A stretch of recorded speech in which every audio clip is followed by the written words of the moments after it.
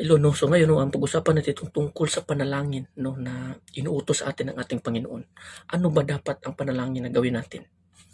Kasi marami sa atin ngayon ng mga tao, especially sa mga Kristiyano 'no, maraming mga tao ngayon na Kristiyano na mahilig magdasal or manalangin na nakikita sa mga tao, sa loob ng mga sinagoga, sa tabi ng daan, sa kalsada, or kahit saan sa social media para lamang sila makita ng mga tao.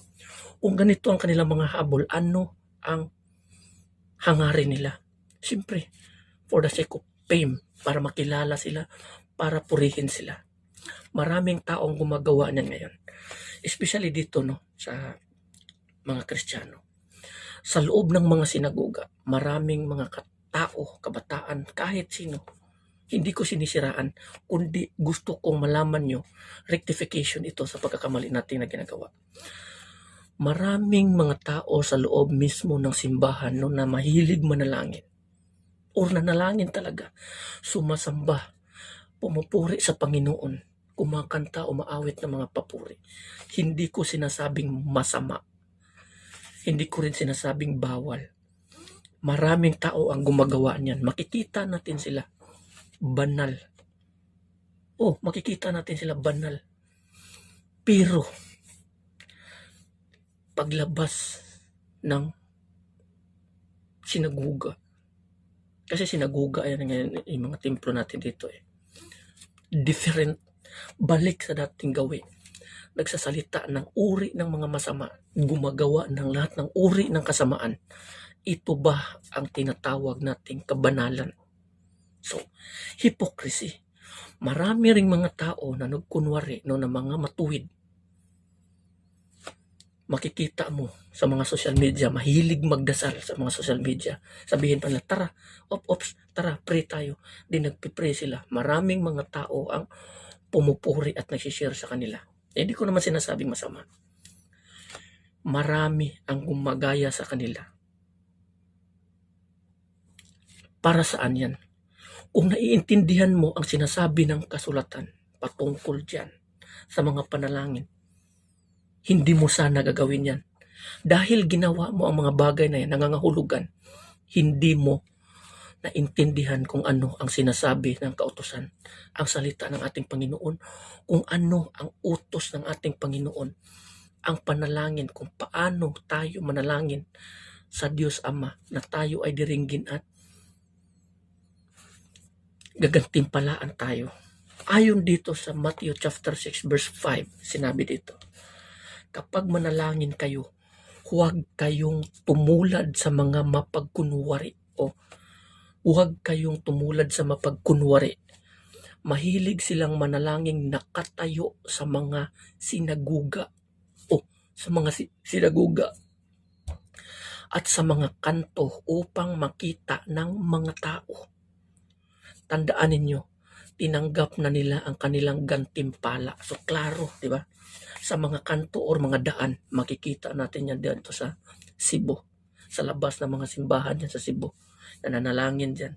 May mga mga kandila. At hindi lang yan dyan, marami pang iba. Hindi lamang ito sa kanto, kundi pati ito sa lahat ngayon. Sa mga social media, na mahilig manalangin pakitang tao. Bakit ka manalangin? Marami pa dyan sa mga comment. Panginoon, ganito, ganyan. Doon na sila manalangin sa mga post, Facebook. Ginawa na nilang simbahan or church ang social media, which is hypocrisy. Bakit dyan ka manalangin? Tayo ang templo. Dahil tayo ang templo, doon tayo manalangin sa ating Panginoon. In spirit, in truth. Sambahin natin siya sa espiritu at sa katotohanan dahil tayo ang templo at ang Diyos espiritu at nananahan sa atin. At tayo ay sasamba sa Kanya sa espiritu at sa katotohanan.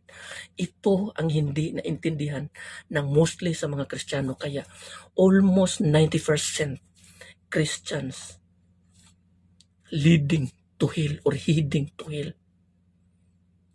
Makikita mo sila noon na mga manalangin sa mga tabi ng daan, sa loob ng mga sinagoga. Akala mo, makapagsabi ka talaga, may banal. Yung iba pa palakad-lakad ala Biblia, mga ganito, ganyan, mga suot, mataas yung mga suot nila ng mga nakapulo o naka-uniform. Iyang mga bagay para makita sa mga tao, lakad-lakad sa mga market, sa mga yan mga bagay na mga warning. May mga warning ang Panginoong Jesucristo patungkol sa mga tao na gumagawa niyan. Ang sabi ng ating Panginoong Jesucristo, huwag niyong gawin, huwag niyo silang gayahin. O, huwag niyo silang gayahin. Huwag kayong tumulad sa kanila. Kasi ginagawa nila yan para makita lamang sa mga tao, para purihin, para ang tao magsasabi sa kanila, itong mga taong ito alagad ng Diyos. Mga banal. Sila naman nakarinig, medyo yung sinasabi nga nila, yung tataba ng puso. Dito sa Mateo, sa verse 6 tayo, sa continue. Ngunit kapag manalangin ka, pumasok ka sa iyong silid at isara mo ang pinto.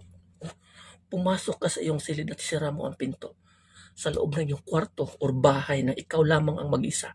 Sarahan mo lahat, walang nakakakita, kundi manalangin ka doon sa iyong Ama at siya lamang ang nakakakita sa iyong ginawa. Dagdag pa dito. Saka ka manalangin sa iyong Ama na hindi mo nakikita. So hindi mo nakikita. At ang iyong Ama na nakakakita ng ginagawa mo ng lihim ang siyang magbibigay sa iyo ng gantimpala. O ating Ama lamang ang nakakita sa ating ginagawang lihim kung paano tayo manalangin sa Kanya. At siya ay magagantimpala sa atin. Hindi ako ang may sabi nito, kundi mismo sa kasulatan sa Biblia. Ito ang dapat nating sundin. Kaya maraming mga Kristiyano na pumapasok nga sa loob ng mga sinagoga every Sunday. May Saturday pa, may Wednesday, Sabado, Linggo, Wednesday. Pero ganun pa rin, wala pa rin pagbabago. Kaya nga sinasabi dito ni Apostol Pablo, di ba? Makita sila na relihiyoso pero itinakwil nila ang kapangyarihan nito. Kasi nga, ang tunay na pagiging Kristiyano at pagkabanal ay wala sa kanilang puso. Nasa kanilang labi lamang, ngunit wala sa kanilang gawa. Kaya nga sinasabi ng ating Panginoon, sinasamba ninyo ako sa pamamagitan lamang ng inyong mga labi, ngunit malayo ang puso nyo sa akin.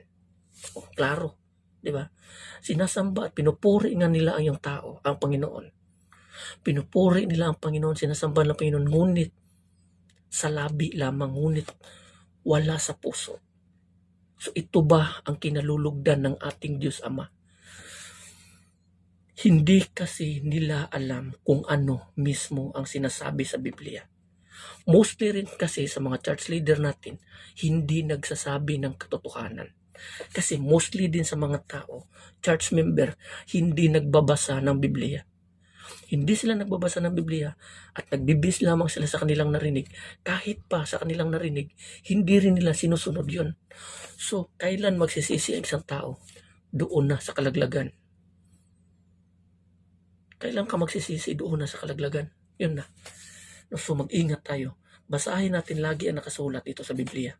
Kaya nga sinasabi, scrutinize the Holy Word. Sabi ng ating Panginoon, day and night study the Scripture, Holy Scripture, which is Biblia, upang hindi ka malinlang. Kasi kahit mga Kristiyano ngayon, ginagamit na rin ni Satanas. Nagpipreach ng mga mali-maling aral, mali-maling turo, mali-maling gawa na opposite sa nakasulat sa Biblia, which is hypocrisy. Mag-ingat kayo kasi hindi lahat ng mga tao na ginagamit ang pangalan ng Panginoon sa pangangaral ay tao ng Panginoon. Kasi nga sinabi di ba ng ating Panginoon, darating yung araw na ang mga tao sasabi sa Kanya, Panginoon, buksan mo kami. Nangangaral kami sa iyong salita. Pinapangaral ka namin. Nagpapaalis kami ng mga demonyo gamit ang iyong pangalan. Andoon ka nung ikaw ay nangaral. Pero sabi ng ating Panginoon, hindi ko kayo kilala. Umalis kayo sa akin harapan. Kayong mga tao na para sa kaparusahan. O klaro, di ba? Nangangaral sila sa kanilang salita ng ating Panginoon pero hindi pa rin sila nakapasok. Bakit? Kasi nga, nangaral lang sila na hindi naman based sa nakasulat dito. Kaya nga sinasabi ng ating Panginoon si Kristo, bakit niyo ako tinatawag ng Panginoon, Panginoon? Hindi niyo rin naman sinusunod ang mga utos ko sa inyo. 'Di ba?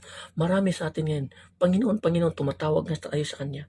Hindi naman natin sinusunod ang Kanyang utos o kalooban. Pagdating ng araw, tayo ay hindi na niya kilala. So hanggang dito na lang 'no. Maraming salamat and God bless everyone.